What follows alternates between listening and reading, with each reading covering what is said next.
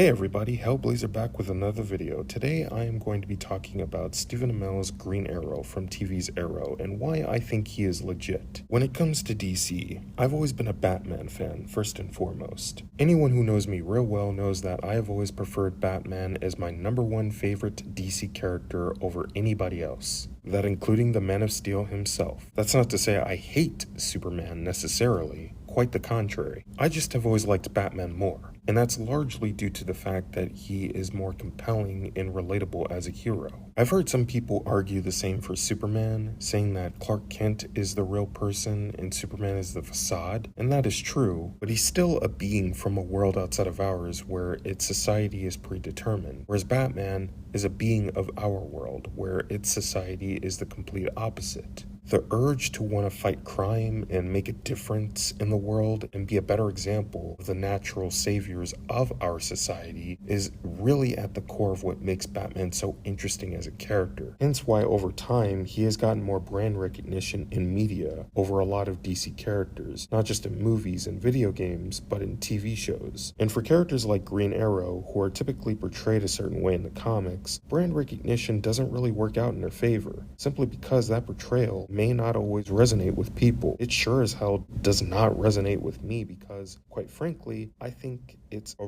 really silly portrayal. People say that Bruce Wayne dressing up like a bat at night fighting crime is silly, yet I barely hear enough people talk about how silly it is to see a Charlie Hunnam-like dude dress up like freaking Robin Hood to fight crime. Speaking of which, I'm glad they started having Green Arrow wear the hood more often because personally I think the hood suits him better. You know, it makes him look like an imposing force against crime, whereas the goofy Peter Pan hat just makes him look like a wackadoodle cosplayer. Although some adaptations tend to just not have him wear anything on his head, which I think is stupid because you're a crime fighter, and part of being a crime fighter is that you should always have a signature disguise to protect you and everyone you know from the dangers of evil in the world. But I digress. Anyway, I always felt that the Robin Hood look was a poor design choice for Green Arrow, and I'm glad that this series decided to stray away from that early on because there's nothing about that look that exudes crime fighter energy. However, there are some original traits of said character that I wish they could have kept early on for this iteration, such as the big mustache and goatee and the character writing of Diana Laurel Lance's Black Canary. I thought it was absolutely foolish of them to give the role over to her sister despite the fact that Black Canary is a mantle. Katie Lotz did a tremendous job playing Sarah Lance in the early seasons of the show, but honestly, if I were the show writers, I would have had it be that Laurel Lance was the girl that Oliver was on the boat with, and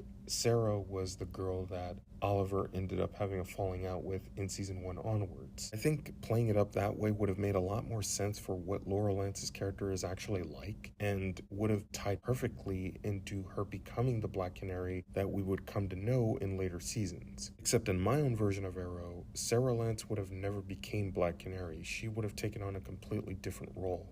But back to the topic of Stephen Amell. I've been hearing a lot of people for a long time downplay his performance as Green Arrow. They say he's bland and that he's a carbon copy of Bruce Wayne. But guys, and just hear me out for a second, let's be real with ourselves. Is that not what Green Arrow has always been all along? Isn't that the same guy who became a billionaire due to his father's wealthy business venture? Is that not Green Arrow? I don't really mind this too much because I feel like this version of Green Arrow is an attempt at an Elseworlds take of asking the question, what if the Batman aspect of Green Arrow were to be put to good use and actually serve as being the catalyst to a shared universe outside of the DCEU? Trying to have their cake and eat it too and serve it to others. Don't know how they're going to do that. Not interested in learning. In my opinion, it's not nearly as bad as everyone says it is. Personally, I really liked Stephen Amell in the role. I would even say he was the perfect choice for it. At least in my estimation. I know others aren't going to agree. There are some very angry people in the comment section. I can already hear your voices now.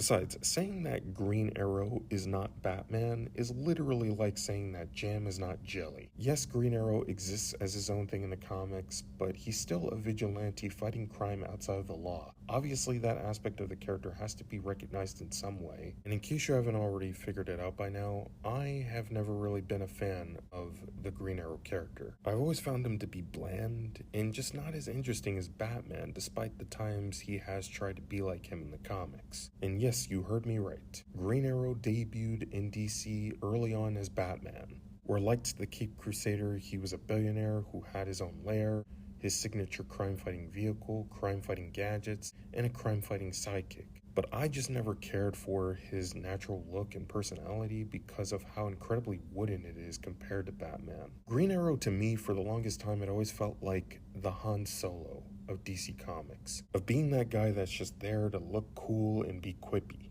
I get why people like the lighthearted version of Green Arrow, but he should always have some seriousness to him. Because let's be real, vigilantes in the real world are non-existent to the point where it's either you join government services or don't. And Green Arrow, being the way he is, would not survive in the real world no matter how many trick arrows he shoots. But Green Arrow being stoic and showing signs of significant awareness in his combat is actually far more believable and is totally worth watching in a TV series. Sure, you can argue that this show repeated the same story arcs and conflicts with this Green Arrow over and over and over again, but if we're being honest, that's kind of a normal thing that often always happens in a lot of long-running shows. I mean, Smallville had Superman fighting villain after villain each week per episode. I also keep hearing a lot of people mention that this series borrowed a lot from Batman's lore, such as his villains. But again, so did the comics. And besides, it's not like Green Arrow's villains would have really been any good enough to carry the show on their own. Not only is Green Arrow a bland and forgettable character, but also he's got one of the worst rogues galleries in comics to the point where 99% of his villains are every bit as bland and forgettable as him. Really, the only ones that seem to stand out in any way are Count Vertigo, Prometheus, and Malcolm Merlyn, which is really sad. Not only that, but they also knew that a comic book faithful Green Arrow TV show wouldn't really be as successful as a Batman TV show, which funny enough ended up being a prequel series in which Fox had developed with a younger Bruce Wayne.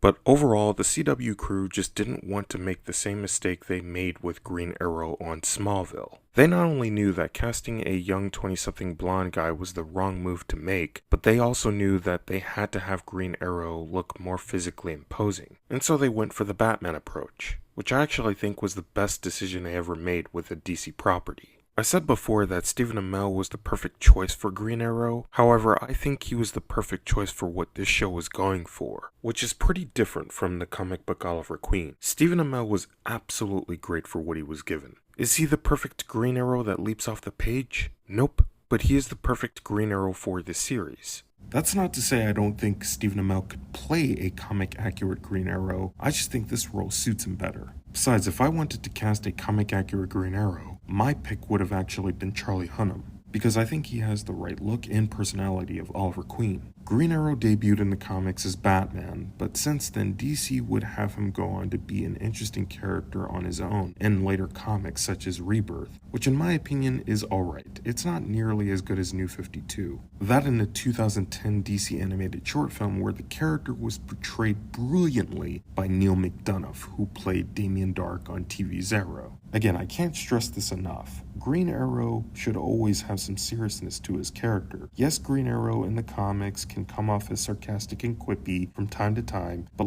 no more than what Plastic Man does. Anyway, I like Arrow. I like a lot of the things it offered, except for Felicity Smoke. As a matter of fact, she was actually one of the things that drove the show's quality into the ground. The actress who played her is great, but the writing and overall direction of her character is horrible. Like I said, I would have preferred if they had just had Laurel be Oliver's biggest love interest, because here's the thing, even though I am not a fan of comic book Green Arrow, the love dynamic between Green Arrow and Black Canary is one of those essential character portrayals that you should never change under any circumstances.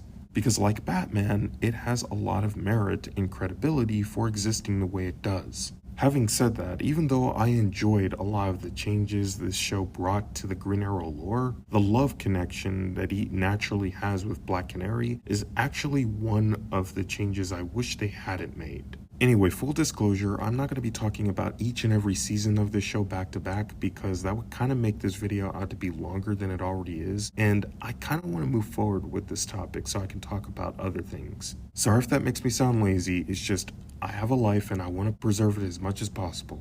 So instead, I'm just going to talk about the things that have stood out to me in each season I've rewatched so far. Alright, let's get started. Now, a lot of people who talk about this show say that seasons 1 and 2 are where it shines. And while I can see why a lot of people would say that, it overlooks all of the awesome things the later seasons did for Green Arrow. For example, in season 4 we got to see Team Arrow at its finest with the introduction of Mr. Terrific, who I personally think should have been brought in as the team's tech expert early on in seasons 1 and 2 because he is such an awesome character. Oliver took over his father's company and became mayor of his hometown. Along the way, we were introduced to many other cool DC characters like Spartan, Wild Dog, Vigilante, Ragman, and Ray Palmer's Atom, played by the late great Brandon Routh. Oliver then changes his crime-fighting name to the Green Arrow and gets a new suit that resembles the Rebirth suit. And in season 5, Oliver is put through much bigger obstacles with his son and faces one of his most dangerous villains, Prometheus. Whereas in season 6, Oliver Queen goes to prison to save Team Arrow from being exposed to the public. There he goes through much bigger obstacles, to which season 7 builds upon Oliver's arc with Emiko, who's basically female Red Hood with arrows. In season 8, as bad as most of it was with the time travel stuff that was kickstarted in season 7, gave us glimpses into some of the possibilities this show had to offer with Green Arrow, such as Oliver's daughter Mia taking on his mantle as the next Green Arrow, and John Diggle taking on the role of Green Lantern, a role in which I still think he would be perfect for.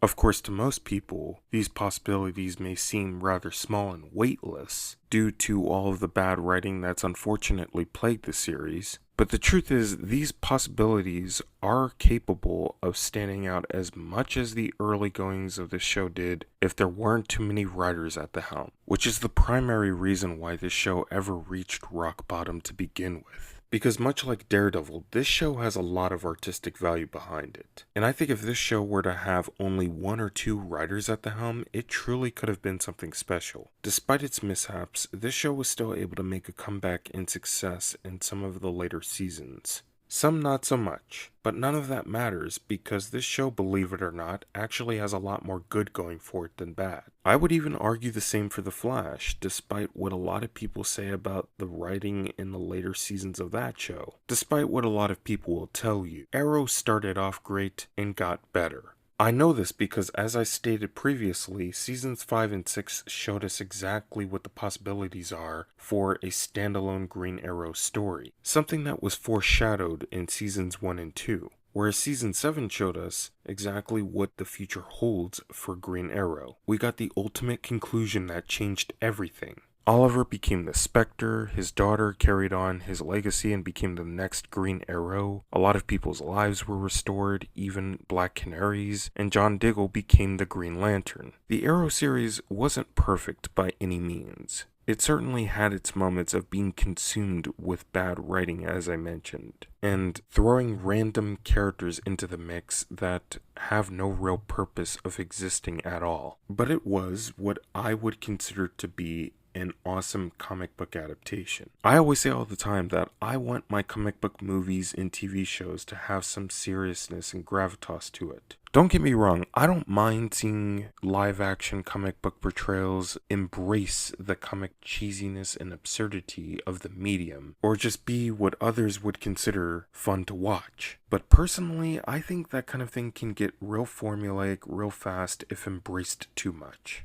There are people who champion for accuracy and adaptations of what they love, but at the same time they'll adopt this narrative that any adaptation of what they love choosing to be creative and authentic is inherently terrible. And the thing I really hate about that narrative is how much it disregards all of the youth to come from adaptations that are righteously authentic. For example, let's say your favorite comic character was given growth and development in a series of books where he went through a Freaky Friday situation with one of his villains. And all of a sudden, in the next line of books, you find out that they retconned that entire development from start to finish, rebooting the status quo. Then at that point, why bother trying? You might as well have never gotten into reading about the character in the first place, since all that you get is the same shit over and over and over again. And of course, I'm referring to Spider-Man with that point. Too often it feels like character accuracy is used as a clutch, an excuse to exclude the artist's work and say that only the original creator's work matters, which is pretty selfish and slimy. And before anyone makes this assumption, I'm not saying that criticism is inherently bad. Of course, I understand that it has its purpose. What I'm saying is that it's always important to acknowledge the artist before casting judgment on them and their contribution. Because the reality of that is they could be creating something that could help what you love stand out more. I agree character accuracy is important, but some portrayals don't necessarily need to have it if the portrayal is written substantially enough to stand out on its own. And Arrow to me is that portrayal. It's not perfect, but it knows what it is. People say that the problem with DC TV, DC cinema, and DC in general is that there are too many voices that clamor for authentic vision. And they're not necessarily wrong in pointing that out, but I think the real problem is DC itself. Because if DC had just let all of their characters change naturally in-universe early on, instead of through all these multiverse crisis events they've created time after time, there wouldn't have ever been any need to have anything like the Gunverse to reestablish everything in this so-called better direction. And look, I don't mind seeing multiversal stories be brought about into TV shows and movies, but I think it's important to work with what you have before branching out. Unfortunately, comic accuracy is an exploitable drug, arguably the most widespread and easily exploitable drug there is. And most people are so brain dead and fragile they can't separate their need for comic accuracy from quality with any given product because it falls into the category of my childhood, and because of my childhood, they actively avoid looking at it with an objective lens. That is the problem DC has always had in my opinion, and quite frankly is one that I don't think they'll ever grow away from. Comic books are just art, and if art can illustrate something that can better the lives of real people, I think that is the worthy thing to do. People are what life is about, not art. I know, crazy for an artist to say such a thing, but it's true. So DC, I think your heart's in the right place, it's just your head's up your ass. It's about how you address it. Because if you address it so heavy-handed on the nose, it's gonna drive people away. People who would otherwise get the message and appreciate it. Because it was put to good use and didn't stick out like a sore thumb. In the end, I think if DC plays their cards right, people who just want to see the escapist fun of these characters be explored on screen, and the people like myself who want to see these characters be taken seriously on screen, can both get what they want. But it's all about execution. And I hope people don't think of this as me just flipping my perspective on DC for the sake of supporting Zack Snyder, because that's not true. Believe it or not, I love DC as much as the next guy. But like Snyder, I want to see the mature aspect of it get as much recognition on screen as the youthful aspect of it. On that note, stay righteous, my fellow Conrads, and I will talk to you later. #Snyderverse for life.